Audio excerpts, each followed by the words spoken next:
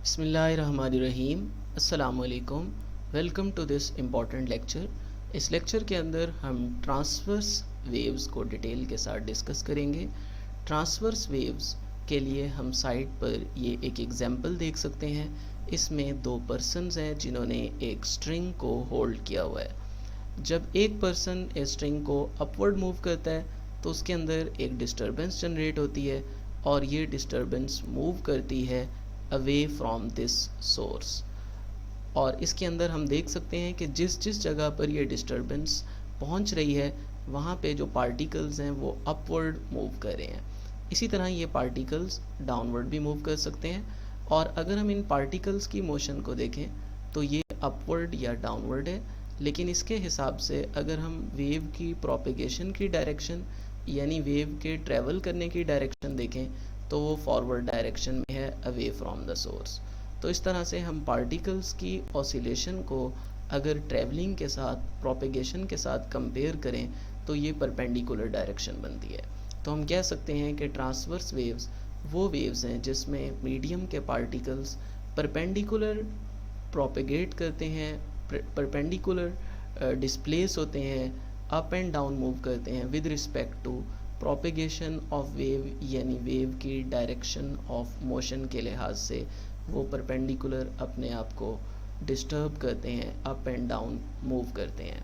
इसकी एग्जांपल हम एक और भी देख सकते हैं। जब हम एक स्प्रिंग को, एक फ्लेक्सिबल स्प्रिंग को एक एंड पर फिक्स करते हैं और दूसरे एंड से हम उसको अप एंड डाउन मूव करते हैं तो उस वक्त भी इसमें एक सीरीज़ ऑफ डिस्टर्बेंस जनरेट होती है जो इनको अप एंड डाउन मूव करती है।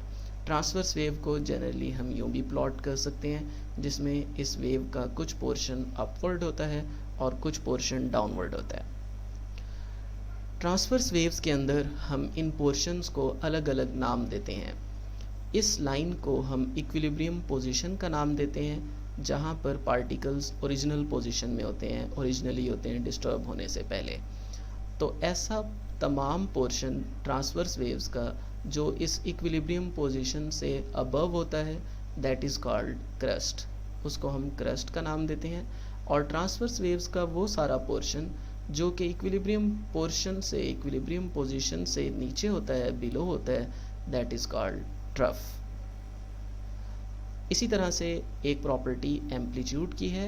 एम्पलीट्यूड उस मैक्सिमम डिस्प्लेसमेंट को कहते हैं जो हम मीन पोजीशन से ले रहे होते हैं। फॉर एग्जांपल इसके इस पार्टिकल की पोजीशन अगर हम मीन पोजीशन से देखें तो ये मैक्सिमम है और इस मैक्सिमम डिस्प्लेसमेंट को हम एम्पलीट्यूड का नाम देंगे और ये हमेशा इक्विलिब्रियम पोजीशन से मेजर किया जाता है। इसी तरह अगर हम दो कंसेक्टिव क्रस्ट या दो कंसेक्टिव ट्रफ के दरमियान का डिस्टेंस देखें तो उस डिस्टेंस को हम वेवलेंथ का नाम देते हैं और इस वेवलेंथ को ग्रीक लेटर लैम्डा से लिखा जाता है।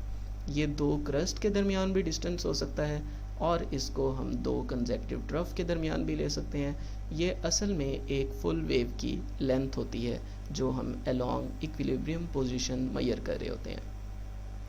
Thank you so much. Hope so ये लेक्चर आपके लिए हेल्पफुल हो। सो वी रिक्वेस्ट यू कि आप हमारे चैनल को ज़रूर सब्सक्राइब करें और बेल आइकन को ज़रूर क्लिक करें ताकि आपको आइंदा हमारी यूज़फुल वीडियोस मिल सकें। Thank you.